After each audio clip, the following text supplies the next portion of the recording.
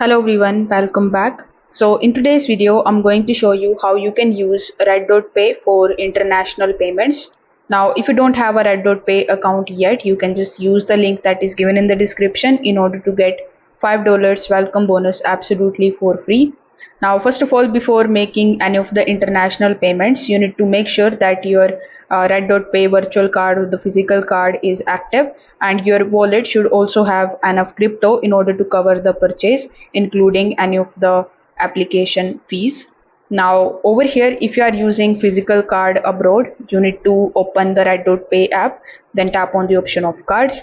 Over here, tap on the option of settings, then you need to go to the security settings, and over here you need to simply set the transaction currencies. Enable the currencies that you will be spending in, otherwise some of the international transactions may be declined. Also inside the physical card, you will be able to see the option of ATM withdrawals, so also enable that option in order to basically cash out your money.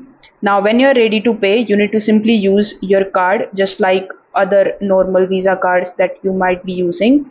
You can enter the card details in the online purchasing websites.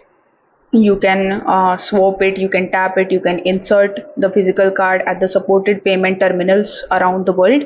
If your payment doesn't go through, first you need to check that the international card payments are allowed in that particular country and that the merchant accepts the prepaid or the crypto backed cards, as some of the countries and the merchants have their own restrictions even if the visa is generally accepted.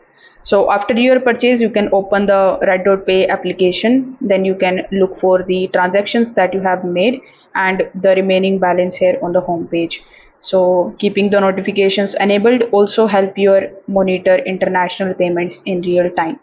If this video helped you out, consider subscribing to the channel and liking the video. Thanks for watching.